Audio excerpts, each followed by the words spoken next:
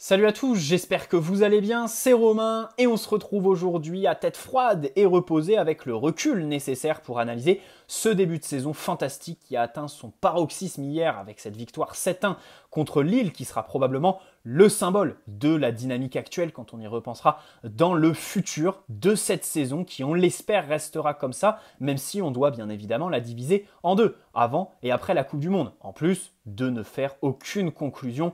Aujourd'hui, nous sommes que fin août, ça fait que 4 matchs, mais on peut déjà parler, se poser et analyser les ajustements qui sont faits entre les matchs et qui conduisent tout simplement à des progrès qu'on voit. Tout simplement, on est à des années-lumière des progrès invisibles dont nous parlait Maurizio Pochettino à l'époque. Christophe Galtier, et bien sûr la consécration de ça hier, c'est le fameux but au bout de 8 secondes de Kylian Mbappé qui était travaillé la veille avec le staff technique. Bref, le PSG rase tout. 3 buts encaissés, 21 buts marqués en 4 matchs. C'est exceptionnel dans leur dimension individuelle. Chacun des joueurs sont épanouis et très performants avant le grand rush. Là, il y a 2 jours de repos pour les joueurs parce que Galtier le sait très bien. À partir de septembre, il n'y aura plus le temps de réfléchir. Et c'est un bon point quand tu vois aujourd'hui la dynamique qu'on a pour la maintenir en fait. Ce qu'il faut, c'est jouer tous les 3 jours et pas laisser le temps aux joueurs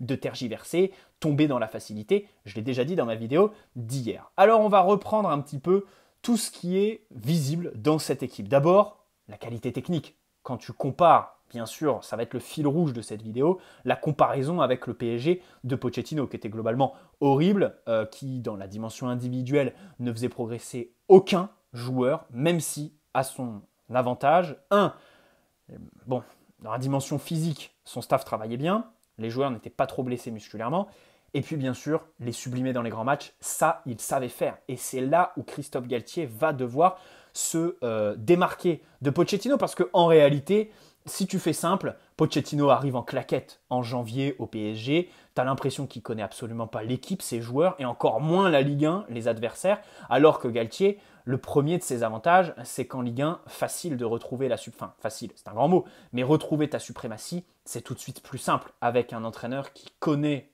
sur le bout des doigts, comme sa poche, chacun de nos adversaires et qui surtout respecte en fait cette Ligue 1 et un pur produit de ce championnat qui ne le prend pas de haut comme ont pu le faire certains de ses prédécesseurs ou certains des entraîneurs actuels. C'est vrai que pour d'autres équipes comme Lyon par exemple ou Marseille, tu as des entraîneurs qui arrivent, qui croient avoir la science infuse et venir en terre inconnue. Tu as l'impression que les mecs sont des conquistadors tactiques, qu'ils vont tout apprendre, alors qu'en réalité, la Ligue 1, on n'est pas non plus des Cro-Magnons du football. Tu vois ce que je veux dire? Bref, ça fait plaisir. Il connaît parfaitement la Ligue 1.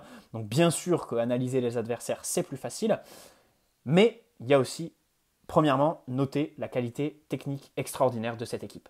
Là, chacun y retrouve son compte. Verratti, Messi, Neymar a les pieds dans les baskets et pas à côté dans toutes les zones du terrain. On y reviendra plus tard.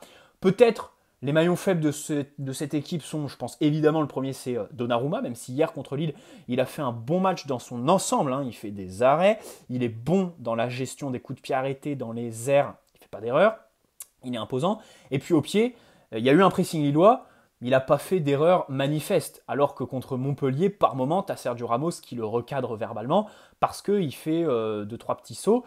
Sur le but qu'il prend, son arrêt est fantastique. Ça, je ne l'ai pas appuyé assez dans mon débrief à chaud hier, mais le temps, le timing pour se mettre comme ça au sol est extraordinaire pour Gigio Donnarumma. Malheureusement, ce but est pour sa défense, Marquinhos par exemple, qui sont trop passifs. Et puis bon, tu peux pas lui reprocher de la ramener dans l'axe parce que déjà faire l'arrêt, c'est exceptionnel. Voilà. En plus, tu peux pas lui demander de la capter ou d'orienter son corps de façon à la sortir vers la touche ou le corner. Et puis peut-être Achraf Hakimi est un cran en dessous des autres. Et encore.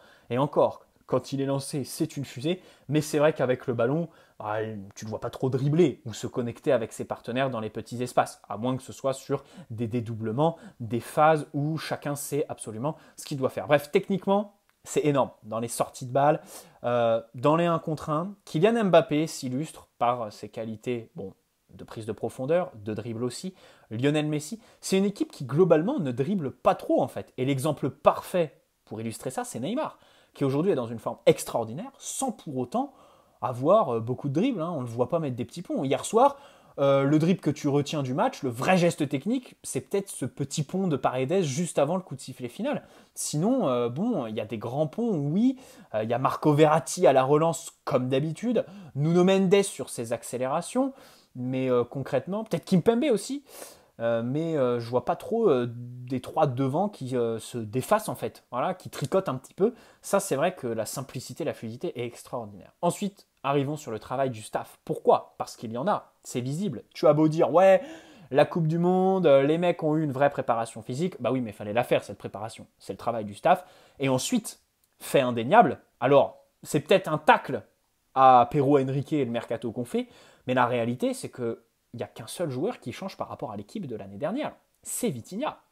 Alors, si tu creuses, évidemment, il y a la structure aussi qui change, parce que Christophe Galtier accepte ce que Pochettino se refusait, le système à 3, qui bonifie tes pistons, et surtout Neymar et Messi qui sont dans l'axe tout simplement. Mais dans tous les cas, il n'y a pas grand-chose qui change au niveau des joueurs. Donc ça veut bien dire que c'est au-dessus, que ça a bien bossé, que ça a bien ciblé. Donc bravo pour eux, même si bien évidemment, ça montre aussi que sur ce mercato, tu as bien étoffé ta sortie de banc, mais ton 11, attention, dans les grands matchs, peut-être que nos lacunes qu'on voyait vont ressortir. Hein. Et globalement, aujourd'hui, tu peux te plaindre de quoi? Tu sors qui? Peut-être tu peux te dire il faut un défenseur central parce que Sergio Ramos va pas tenir, parce qu'il faut quand même quelqu'un de classe mondiale en fait. Ils sont tellement en sur-régime nos défenseurs qu'il faut quelqu'un. Au milieu de terrain peut-être aussi parce que Verratti, Vitinha, ça m'étonnerait qu'ils tiennent toute la saison. Ils ont un travail monstrueux. Mais voilà évidemment le travail du staff. Alors bien sûr le premier but c'est la consécration. Ça donne un crédit fou à Christophe Galtier, là, auprès de ses joueurs et puis surtout auprès des médias. Voilà, voir ce but qui est travaillé plutôt à l'entraînement, c'est fantastique pour lui. Ensuite, les consignes individuelles, parce que tu le sens, ça s'explique pas, ça relève pas de la tactique, ça relève en fait du langage corporel des joueurs et de leur comportement dans les déplacements. Tu sens que les mecs ont des consignes claires, que ça travaille et que évidemment ils savent quoi faire, peu importe la situation. Il y a des exemples parfaits. Le contre-pressing de Marquinhos. On peut se plaindre que Sergio Ramos soit un petit peu esselé à droite et qu'il faille le mettre dans l'axe pour mettre Marquinhos à la place de Ramos. Et le problème, c'est qu'aujourd'hui, Marquinhos t'apporte beaucoup quand tu perds le ballon. Hier, il fait des fautes, il récupère des ballons, il apporte de la densité, il épaule Verratti et Vitinha. Et c'est ce qu'il faut faire. De toute façon, dans cette équipe, tu ne peux pas dire à tes joueurs, les gars, à la perte de balle, on se recroqueville et on défend, on bétonne complètement. Peut-être que Galtier a su le faire par le passé avec ses autres équipes, mais là, c'est carrément impossible d'imposer ça en fait à ce PSG, parce que ça sauterait. Là, il y a une balance. Voilà. Dans tous les cas, il n'y a pas d'équilibre. Dans tous les cas, soit tu perds le ballon, tu te recroquevilles et du coup, il y a un petit manque d'ambition, soit tu perds le ballon et tu fais un contre-pressing très intense avec tout le monde qui suit, et là, bah, tu maximises tes chances de le récupérer. Tu fais, par exemple, le fait que Neymar fasse plus de fautes que d'habitude. Messi contre Montpellier en a fait quelques-unes. Ça, tu te dis, et évidemment, c'est une consigne du staff, en fait. De faire des fautes intelligentes, c'est quelque chose qui est commun dans le Liverpool de Klopp ou au City de Pep Guardiola, bien évidemment. Hakimi, qui aide Sergio Ramos, qui est un cran en dessous de Nuno Mendes. Voilà, ça, bien sûr, c'est une consigne pour aider Ramos face aux ailiers qui sont assez virevoltants. Alors hier, ça manquait peut-être de qualité intrinsèque, mais par moment, tu l'as vu un petit peu en difficulté, l'Espagnol. D'ailleurs, il a fait faute. Et pareil, voilà, alors ça, je ne pense pas que ce soit une consigne. Je pense que c'est Ramos individuellement qui se dit, de toute façon, je suis obligé dans ces situations-là de tout de suite mettre pression sur le porteur, sinon je me fais bouffer. S'il réussit à se retourner et à se retrouver en 1 contre 1 contre moi, ça va être compliqué. Bref, Kimpembe à la relance aussi paraît un petit peu plus libéré parce qu'il sait quoi faire. Il a du monde en fait qui se présente. à Vitinha qui bouge beaucoup. Tu as Neymar qui décroche et Lionel Messi aussi. Ça, tu sais pertinemment que c'est travaillé avec le coach. Nuno Mendes aussi, voilà, tous ces points d'appui en fait que tu trouves dans l'axe, dans les intervalles. Cette aisance à casser la première ligne de pression lilloise hier, ça c'est pas anodin. C'est le travail du staff. Donc ça, point extraordinaire. Et puis, dans la dimension collective, pareil, tu reviens au même point. Dans les sorties de balles, hier, ça a été beaucoup mieux que contre Montpellier, par exemple, parce qu'il y a eu des ajustements. Et Christophe Galtier l'avait d'ailleurs dit en conférence de presse. Ça bosse. Tu sens que ça bosse. En fait, Ça sert à rien de faire toutes les analyses tactiques du monde. T'as tellement subi contre Pochettino que, t'as la dimension émotionnelle, sentimentale, qui fait que t'aimes cette équipe en fait. Tu l'aimes, t'as envie de les voir. Et aujourd'hui, t'as hâte d'être à dimanche prochain. Alors que le PSG de Pochettino, tu te disais quand est-ce que la saison va se terminer. Là, t'as envie de rester dans cette dynamique indéfiniment, jusqu'à la fin de tes jours tout simplement. Et bien évidemment, entre les matchs, tu sens que ça bosse très très bien. L'animation offensive ensuite, parce qu'elle est... vous pouvez tout me dire, Neymar marche sur l'eau, Messi est très bon, Kylian Mbappé monte en puissance, mais il y a quand même des consignes. Neymar et Messi sont dans l'axe, ils sont... Alors parfois ils se cherchent un petit peu trop, c'est vrai que parfois, en même temps c'est humain. C'est humain, hier tu as eu des moments de flottement que j'ai pas noté dans mon débrief parce que c'était à chaud, j'étais dingue des 7 buts qu'on a mis, mais la réalité c'est qu'en revoyant le match, en seconde mi-temps, par moment, tu défends un petit peu n'importe comment, tu es un peu trop naïf à la perte de balle, et dans l'axe, parfois, les deux forcent un petit peu trop. Même si hier, c'était pas flagrant. Ça l'était plus contre Montpellier. Il y a eu amélioration, par exemple. Voilà, Neymar cherchait plus d'autres joueurs. Messi s'est connecté avec Achraf Hakimi. Kylian Mbappé était moins esselé et lui-même a réussi à faire briller Neymar en particulier. Alors ça, on sait tous pourquoi. Hein, c'était l'affaire du penalty gate qui a poussé ça. Mais l'animation offensive est incroyable. Et sur ce point-là, tu te dis, mais qui l'aurait prédit à l'arrivée de Christophe Galtier? Qui aurait pensé que 2 mois après, le PSG de Galtier allait ressembler à ça, en fait? À ce moment-là, à la mi-juin, quand il est associé à ça, bon, déjà, les esprits sont modelés, on va dire, par la rumeur Zidane qui est en parallèle et qui fait que t'es sceptique. Tu te dis, t'es à fond sur Zidane, ton plan B, c'est Galtier. C'est chiant. C'est comme aujourd'hui avec Skriniar, en fait. Ton plan A, c'est Skriniar, ton plan B, c'est des mecs comme Simakan ou Disasi. Tu te dis, merde, il y a un trop gros fossé entre les deux. Tu vois ce que je veux dire? Et ensuite, Christophe Galtier, quand il arrive, il a cette étiquette d'entraîneur bétonneur, 4-4-2 très compact et qui joue l'animation offensive, concrètement, de son Lille et de son Nice. C'était quasi que les contre-attaques qui étaient foudroyantes, je vous l'accorde. Mais dans tous les cas, avec ballon, c'est vrai que des fois, notamment son Nice, quand l'adversaire leur laissait le ballon, ils ne savaient pas quoi faire du ballon. Voilà, ça tournait, c'était stérile et c'était le grand problème que rencontrait Christophe Galtier. Là, alors bien sûr, l'effectif est complètement différent. Là, tu as des superstars et techniquement, c'est extraordinaire. Mais dans tous les cas, Christophe Galtier s'est renouvelé complètement. Et ça fait plaisir en fait. Ça, c'est son crédit, c'est pour lui. On le couvre de louanges. Alors après, évidemment, toutes les louanges là, elles valent rien parce que en février, tout peut tomber. Tu sais très bien que la saison, comme d'habitude, va se jouer sur les huitièmes, les quarts de finale. À moins que tu fasses une saison record en France.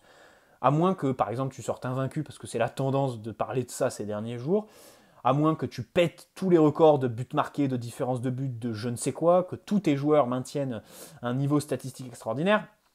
Je pense que, voilà, si tu pètes en huitième ou en quart, on oubliera tout en fait. Rappelons quand même que le PSG la saison dernière, alors oui, c'est le PSG de Pochettino, mais si tu t'enlèves toutes les purges qu'on a vécues et que tu prends que la double confrontation contre le Real et plus largement les prestations au niveau européen. Tu tapes City 2-0 en septembre. Alors après, oui, quand tu vas à l'Etihad, c'est plus compliqué, mais globalement, sur les 180 minutes contre le Real, tu fais 150 où tu les domines complètement, tu as la main mise sur le ballon et ils subissent complètement, tu as pléthore d'occasions en fait, tu as le pénalty manqué de Lionel Messi, des coups de pied arrêtés, des contre-attaques, des buts hors jeu au match retour au Santiago Bernabéu, tu marques 2 buts évidemment, Neymar n'empêche 2 passes décisives, Mbappé marche sur l'eau et tu te fais éliminer. Bêtement parce que cette élimination, elle te tue en fait mentalement. C'est pas possible de rester objectif, mais quand tu regardes avec le recul, mine de rien, tu te fais quand même. Si tu vas à l'essentiel c'est quoi? Tu te fais éliminer contre le futur vainqueur qui va taper les 3 meilleures équipes d'Angleterre juste après toi, et sur les 4 équipes qu'il a tapées donc, t'es quand même une des moins ridicules sur la double confrontation. Au Parc des Princes, les mecs, dans l'entre-deux matchs, ils sont morts le Real, parce que tu te dis, mais comment ils vont s'en sortir? Tellement ils ont subi. Bon bref, dans tous les cas, attention, Christophe Galtier dans les grands matchs, il va falloir qu'il réussisse à sublimer tout le monde, comme a réussi à le faire Pochettino. Et puis je voulais noter juste ça dans une de mes vidéos, c'est fait. Bien sûr, Christophe Galtier, tu le couvres de louanges, mais il a aussi beaucoup de circonstances avec lui. Ce nouveau projet qui entame un petit vent de fraîcheur, un directeur sportif qui est sur la même longueur d'onde que lui et qui... En fait, Leonardo, au-delà, un directeur sportif, n'oublions pas que c'est pas que les mercatos. C'est pas que les recrutements. À la limite, si c'était que les recrutements, Leonardo, son bilan, il serait pas si dégueulasse que ça. Il recrute Achraf Hakimi, Donnarumma, Nuno Mendes la saison dernière. Aujourd'hui, tu es bien content d'avoir Sergio Ramos dans ton groupe. Christophe Galtier, il en est très heureux. Messi, pareil.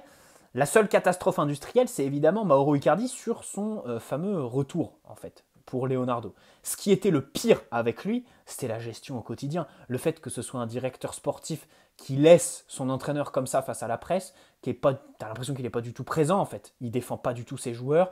Il les divise carrément parce qu'il s'entendait avec quasi personne. La prolongation d'Mbappé, c'est pas lui parce que le clan Mbappé pouvait pas le saquer. Neymar, tout de suite, conflit avec Leonardo. Tu me diras aujourd'hui, je crois pas que Luis Campos et Neymar dans la poche, mais dans tous les cas, Luis Campos, c'est plus qu'un conseiller sportif. C'est quelqu'un qui va cibler de très bons profils, comme Vitinha par exemple, sur le marché des transferts, mais qui va surtout être capable de mettre cette rigueur et de fédérer. C'est pas que le mérite à Christophe Galtier, c'est aussi dans cette dimension de groupe et tout ça, Luis Campos, qui vraiment est très très bon là-dedans. Et c'est le travail d'un directeur sportif. Là où pour moi, Leonardo a le plus échoué. C'est vraiment l'échec numéro 1 de Leonardo, faut pas s'y perdre.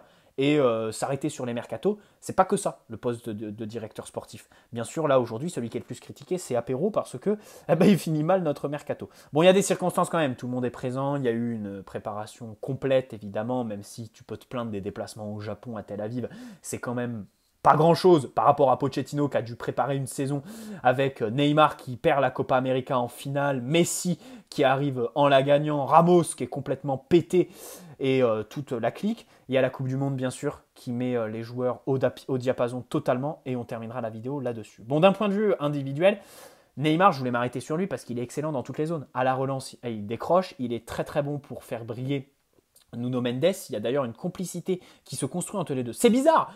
Ça fait 1 an qu'ils sont ensemble. Avec Pochettino, ils ne s'entendaient pas du tout techniquement. Et là, hop, en 4 matchs avec Christophe Galtier, il y a des automatismes. Le mérite revient au staff. Et aux joueurs, bien évidemment, qui s'investissent plus que l'année dernière. Enfin, Nuno Mendes, pas de problème là-dessus, mais Neymar, en l'occurrence, l'investissement est énorme. Sans ballon, il t'apporte un équilibre. C'est vraiment le point névralgique, en fait, de cette équipe, de l'équilibre de cette équipe, parce qu'il forme quasi une ligne à 3 avec Verratti et Vitinha. Et le tout, comme je l'ai dit, sans dribbler. C'est vrai que Neymar, à la base, nous, on a grandi avec ses dribbles, ses qualités d'explosivité dans les 1 contre 1, ses rushs. Aujourd'hui, c'est rien de tout ça. Le Neymar qui marche sur l'eau aujourd'hui, il est exceptionnel, mais pas du tout par ses dribbles. Parce que hier, franchement, j'ai aucune image, peut-être que vous en avez, mais moi, j'ai aucun dribble en tête de Neymar hier. J'ai plus sa capacité à être au début de l'action, à la relance excellent. Ensuite, entre les lignes, première touche extraordinaire pour se retourner, faire briller ses partenaires par une qualité de passe, mais qui est juste. Mais ça, il n'a jamais perdu sa qualité de passe, parce qu'il continue à faire des passes décisives, même quand il était nul à chier. Et on l'a vu contre le Real, par exemple, la saison dernière, sur la double confrontation, 2 passes décisives, alors qu'il sort d'une blessure d'1 mois et demi, dans laquelle il était en retard sur son programme de convalescence. Bref. Et puis surtout, il a gardé la lucidité dans la surface, parce qu'il met un doublé hier, et à la finition, il est vraiment très très bon. Dans le dernier tiers, c'est un poison. Donc partout sur le terrain, il rayonne sans dribbler. Et voilà, c'est juste ce que je voulais dire. Après, bon, tu peux reprendre le discours bateau que tout le monde dit, ah, il s'investit, truc muche. Mais si, pour faire briller les autres, extraordinaire.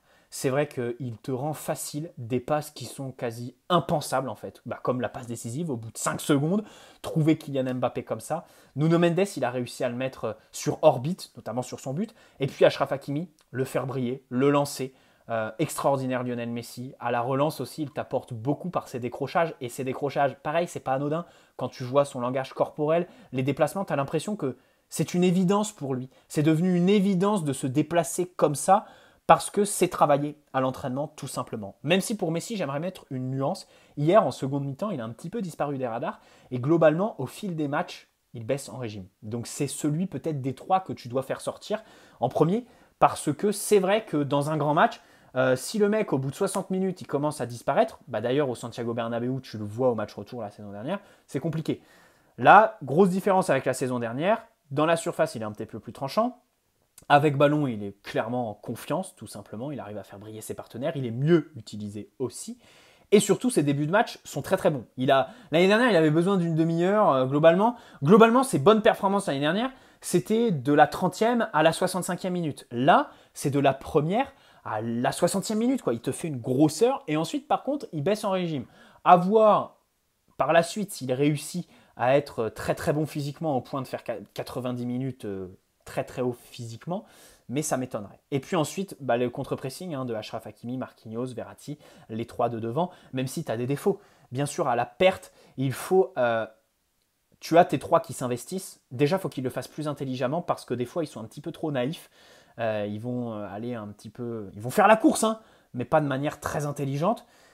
Et du coup, ça fait que ta première ligne est cassée très rapidement. C'était sans danger contre Lille, mais dans un grand match, un Casemiro par exemple, parce que c'est lui qui est un petit peu en vogue médiatiquement, il va te tuer complètement. Si nos adversaires du gratin européen réussissent à briser notre première ligne, comme on réussit à le faire Lille 4 ou 5 fois hier, ça terminera sur une occasion franche et nette. Tu ne peux pas laisser des cartouches comme ça à tes adversaires. Ensuite, il faut aller plus en nombre sur la zone du ballon. Ça, c'est vraiment à travailler.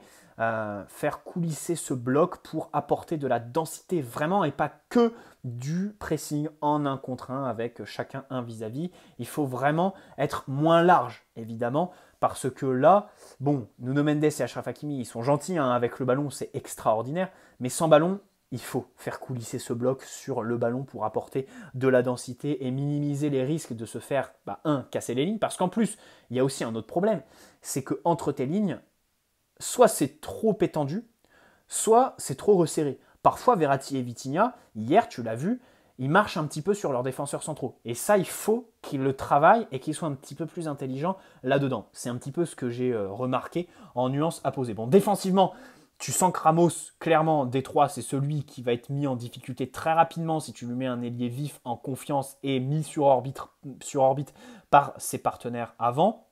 Les deux milieux, c'est évident qu'avec leur gabarit, ça va être très chaud de tenir sur la durée de la saison et bien sûr sur la durée d'un match contre un milieu qui en abat beaucoup de kilomètres. Là, le problème, évidemment, c'est ta sortie de banc. Il faut que derrière, les mecs soient prêts à avoir le même rendement que Vitinha et Verratti. Ça, on ne peut pas trop juger parce que Renato, il a eu du temps de jeu hier, il a fait une bonne entrée, mais globalement, c'est pas non plus, tu peux pas dire que c'est très bon.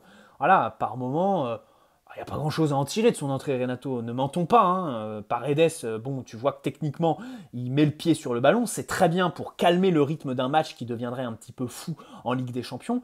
Mais si par exemple tu mènes, que Verratti Vitinha tire la langue et que en face l'adversaire pousse, alors techniquement il va réussir, mais si devant les mecs te perdent des ballons assez facilement et perdent en lucidité, ça va être difficile pour Paredes d'assurer le contre-pressing. Tu vois ce que je veux dire. Bon bref, ensuite, tu as la question de la Coupe du Monde parce que mentalement, quoi qu'il arrive, que tu gagnes la Coupe du Monde, que tu sois éliminé prématurément ou en finale, tu vas revenir avec une dimension mentale à bosser et ça va être incroyable. Imaginons par exemple Neymar, parce que c'est l'équipe en vogue. Je pense que le Brésil aujourd'hui sont favoris pour cette Coupe du Monde parce que c'est ceux qui sont apparus le mieux collectivement ces derniers temps et qui surtout individuellement là font des débuts de saison. Vinicius, Gabriel Jesus et Neymar, cette attaque, faut se la coltiner. Que nous, alors Benzema, Mbappé, c'est très bien, mais qui va les accompagner? Nous, alors tu vas avoir Griezmann, Deschamps qui va forcer avec lui, tu vas avoir ceux qui vont vouloir Christopher Nkunku, les autres qui vont vouloir Dembélé, Kingsley Coman. Bref, c'est un petit peu compliqué. Et j'en ai oublié un. Ah oui, en défense aussi. Défensivement, je trouve que c'est le grand problème de cette équipe de France. Il faut s'y retrouver avant le mois de novembre. Sinon, bon bref, 23 minutes de vidéo. On va pas parler de ça. Mais imaginons Neymar qui gagne la Coupe du Monde. Derrière, le mec, il va lui falloir 1 mois et demi pour s'en remettre. Et c'est normal parce que c'est vraiment le projet, enfin le rêve de toute sa vie. On lui souhaite, bien évidemment. On l'espère pas parce qu'on est derrière la France. On est français avant tout. Et puis physiquement, les mecs, ils vont enchaîner des matchs comme pas possible, donc il risque d'y avoir un contre-coup, des blessures, ou alors des mecs qui sont pas dans leur assiette. Et surtout aussi, au niveau des organismes, passer du Qatar, pays chaud, même s'il y a la clim, globalement, c'est un pays qui n'est pas du tout le fin fond de la France qu'ils vont retrouver en janvier, quoi. Tu vois ce que je veux dire? En novembre, ils vont jouer dans le Golfe, et en janvier, ils vont se retrouver à jouer sur des terrains pourris dans la Somme, en Normandie, en Coupe de France.